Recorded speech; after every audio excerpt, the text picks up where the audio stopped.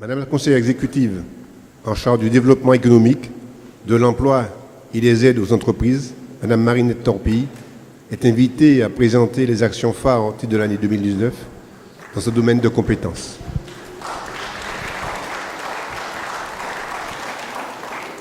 Merci beaucoup.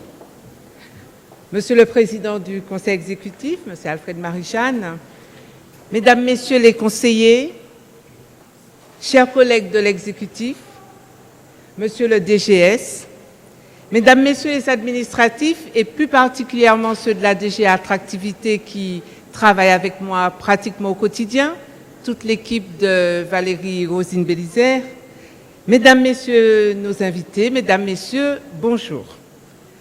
Alors, nous voici encore une fois réunis pour ce rendez-vous récurrent qui est le bilan de l'année. Alors, pour moi, ce ne sera pas un bilan, ce sera effectivement 5 actions, missions que j'ai remplies pendant l'année 2019, des actions que j'estime remarquables ou remarquées et que je vais vous présenter.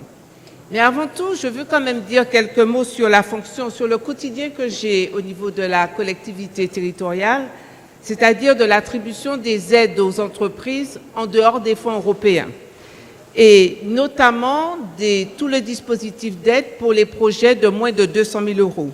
Alors, ces aides sont données, donc il y a d'abord un avis favorable au niveau du service instructeur avec moi-même, et ensuite nous avons une validation au Conseil exécutif pour la plupart du temps et pour les plus grosses aides en plénière. Ces 774 dossiers qui ont été traités pour plus de 5 millions d'euros qui ont été injectés dans l'économie martiniquaise. Les 3/4 sont au niveau de l'emploi. Et sur l'emploi, c'est vraiment une aide et un soutien financier que nous apportons aux entreprises qui embauchent des personnes qui sont déclarées au chômage, donc qui sont dans les registres de Pôle emploi. Et cette aide, c'est vraiment 50% du salaire sur 3 ans qui est apporté par l'aide de la CTM, naturellement avec un plafond, mais le plafond, notamment pour les jeunes cadres, va jusqu'à 33 500 €, pour les seniors, 21 000 € et pour les personnes à handicap, jusqu'à 27 000 €. Ce que je veux dire, c'est surtout l'effort que nous faisons pour pouvoir faire que les entreprises puissent embaucher. Et c'est vrai qu'il ne faut pas attendre sur cette aide pour embaucher, il faut déjà avoir le besoin d'embauche. Mais quand le besoin d'embauche est là, nous tenons notre rôle aux côtés des entreprises. Alors maintenant, nous allons passer au diaporama, donc aux 5 actions, aux missions qui me sont confiées. La première, j'ai voulu donc vous présenter, qui s'est déroulée en janvier 2019, c'était le salon OZ 2019, le rendez-vous des entrepreneurs. Effectivement, à ce salon, nous mettons en exergue la culture entrepreneuriale et nous avons nos partenaires, les institutionnels, qui sont à disposition du grand public et qui accompagnent les entreprises à tous leurs stades de leur développement, que ce soit en création, en développement, en difficulté, à tous les stades. Vous avez donc des partenaires et des accompagnateurs qui étaient là pour porter l'information. C'est 5 133 visiteurs, ça a été 70 exposants institutionnels et privés qui ont été là, c'est 110 ateliers et 40 conférences qui ont été tenues et 90% des visiteurs ont été satisfaits. Et j'aime à dire, si on peut passer la slide suivante, j'aime à dire que c'est vraiment un événement où je suis fière de ce que nous avons réalisé parce qu'on parle d'entreprise. Ce n'est pas le salon du mariage, ce n'est pas le salon du nautisme, c'est le salon de l'entreprise et nous avons eu des visiteurs. Ce salon a été, la slide précédente a montré qu'il a été donc lancé, le départ a été lancé par le président du conseil exécutif, avec le préfet, avec le vice-président. Il a été donc lancé en janvier et la slide suivante vous montre. Il y a eu donc ces ateliers. Nous avions un studio éphémère de retransmission télévisée de nos différents points forts, temps forts. Et véritablement, c'est un succès. Et ce salon que nous faisons tous les 2 ans devra être reconduit en janvier 2021. Deuxième action que j'ai voulu mettre en lumière, c'est le Femmes Digitales, le prix Femmes Digitales. Alors, Femmes Digitales, pourquoi? Nous avons voulu mettre en place ce prix, c'est pour pouvoir inciter les jeunes femmes entrepreneurs ou celles qui veulent être entrepreneurs à se lancer dans le digital, dans le domaine du digital. Effectivement, on a très peu de femmes qui se lancent dans ce domaine, dans ce secteur d'activité. Et pour cela, nous avons créé ce prix et nous avons récompensé 3 catégories.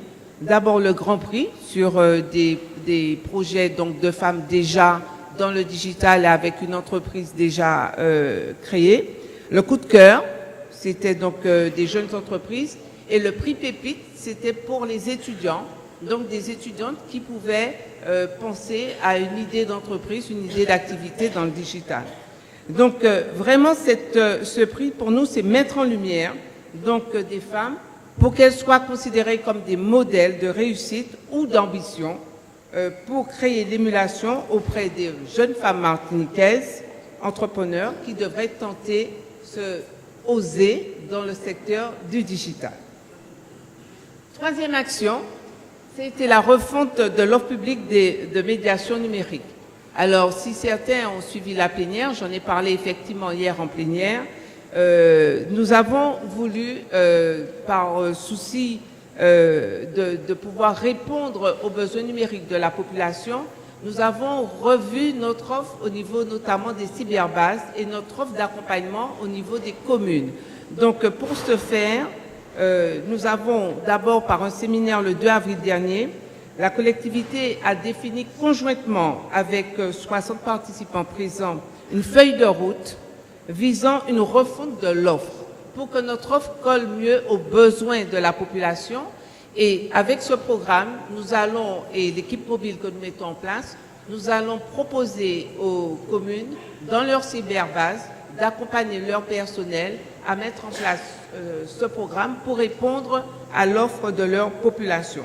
Donc, pour que la population puisse, notamment les seniors, mais notamment aussi certaines personnes en précarité ou en handicap, pour que ces personnes puissent pouvoir bien utiliser les outils aujourd'hui qui sont nécessaires à notre communication, c'est-à-dire tablettes, ordinateurs, smartphones. Aujourd'hui, vous serez bientôt obligés tous de faire votre déclaration d'impôt par Internet, d'avoir votre dossier médical sur Internet. C'est une évolution de notre société sur laquelle nous ne voulons pas de fracture numérique. Donc, nous mettons en place ce programme. Alors, quatrième action, Boutique Pays. Alors, Boutique Pays, c'est une action qui est menée par l'agence de développement de la collectivité, c'est-à-dire Martinique Développement. Et c'est une opération qui a été lancée en 2019 et vraiment j'espère pouvoir venir un jour vous en parler quand elle sera dans sa vitesse de croisière. C'est toutes les boutiques, c'est une opération que nous voulons faire autour de toutes les boutiques qui sont dans les quartiers. Des boutiques dans lesquelles on vend plutôt à l'unité, on vend qui sont ouvertes quand tout est fermé, le dimanche et tout ça. Nous avons pensé que les exploitants de ces boutiques méritaient d'être accompagnés pour qu'on puisse arriver à augmenter leur marge et aussi à leur permettre d'avoir aussi une certaine diversification. Donc, une étude a été faite. Nous avons recensé les boutiques et nous leur proposons, alors c'est vrai qu'ils sont des fois étonnés parce qu'on leur propose de les aider à augmenter leur marge. Donc, nous voulons mutualiser leurs achats auprès des grossistes et négocier avec les grossistes des réductions certes, mais aussi à négocier des délais de paiement pour que celui qui tient ses boutiques dans les quartiers soit un peu plus à l'aise. Et aussi, nous souhaitons leur apporter une certaine modernisation dans la gestion de leurs boutiques. Alors, c'est tout un travail qui est mis en place par Martinique Développement.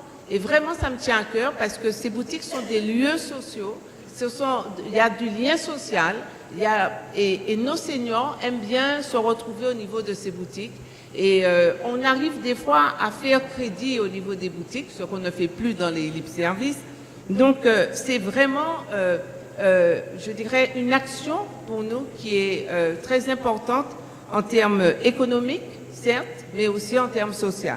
Donc, c'est pour moi maintenir donc, une offre commerciale dans les quartiers, nécessaire donc au dépannage de produits alimentaires, mais aussi c'est un lieu d'échange, comme je l'ai dit, et nous souhaitons donc améliorer les conditions de travail de ces exploitants de boutiques. Et puis, une dernière chose aussi, nous voulons les accompagner dans une certaine diversification pour qu'ils puissent, par exemple, devenir demain matin un relais poste ou bien qu'ils puissent avoir un point Internet ou une imprimante à disposition des personnes qui fréquentent le lieu. Donc, c'est un accompagnement qui me fera plaisir et ça me tient à cœur. Pourquoi? Parce que ma grand-mère a tenu une petite boutique comme ça dans un quartier de Fort-de-France qui s'appelait l'Ermitage, enfin qui s'appelle toujours l'Ermitage. Et c'est vrai que je pense que plein d'autres personnes qui le font aujourd'hui sont à aider et à accompagner. Alors, dernière opération que je voulais vous parler, qui est pas une opération, qui est une structure, Initiative Martinique Active.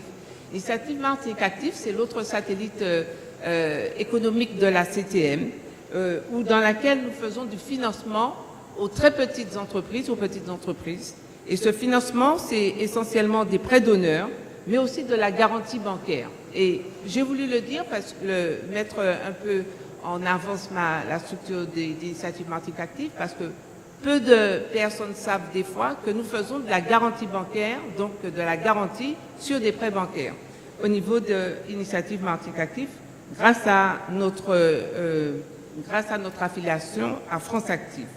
Donc, nous avons ces prêts que nous faisons pour des projets au maximum de 200 000 euros. Donc, nous pouvons faire des prêts allant jusqu'à 30 000 euros. Et ce sont des prêts qui sont considérés comme c'est considéré comme les fonds propres de l'entreprise, du porteur de projet. Donc, par ailleurs, dans le cadre de l'économie sociale et solidaire, Martinique Active fait aussi des prêts aux associations sous forme de contrats associatifs ou sous des structures de l'ESS. Donc, vraiment, cette offre financière a un effet levier qui favorise le développement économique du territoire. C'est 126 entreprises qui sont financées dans l'année, c'est 277 emplois qui sont créés ou maintenus, et c'est un peu plus de 1 713 000 euros qui ont été engagés pour 3 80 000 euros de prêts bancaires mobilisés. C'est un effet levier de 1,8, c'est-à-dire pour 1 euro prêté, le porteur obtient 1,80 euro de prêt bancaire. Et c'est pour ça que je dis nous sommes essentiels, notamment pour les très petites entreprises, nous sommes essentiels dans leur paysage économique et financier. Alors, pour conclure, je fais juste une petite conclusion. C'est que je dirais, comme chaque année, que le développement économique est l'un des indicateurs de bonne santé de notre territoire. Tout comme, alors je le vois, il est arrivé, tout comme l'augmentation de la dépense sociale est aussi pour nous une conséquence donc des difficultés de vie sur le territoire et aussi sur l'effort de solidarité que nous devons faire. Mais j'ai été heureuse hier d'entendre en plénière mon collègue Francis Carole dire que le développement économique était l'axe de développement d'un territoire auquel il faut tendre. Enfin, c'était peut-être pas les mots exacts, mais c'était l'idée. Et ça m'a plu, ça m'a tellement plu que je me suis dit, Marinette, sors de ce corps de Francis. Mais enfin, j'étais contente. Je me dis, bon, alors ceci dit, enfin, on n'est pas encore mélangé, hein, Francis. Bon. Non, ce que je veux dire, c'est que il faut pouvoir nous renforcer et renforcer notre effort dans le développement économique et renforcer notre effort auprès des entreprises. Et je pense que les outils financiers fortement voulus par le président Alfred Marie-Jeanne, qui ont été validés, leur programmation a été validée hier en plénière également, ces outils financiers seront véritablement des des outils à disposition de notre entreprise pour que notre économie de marché soit renforcée et pour que nos entreprises arrivent aussi à trouver les moyens qu'il faut pour qu'elles puissent mieux se développer sur notre territoire. Merci beaucoup de votre attention.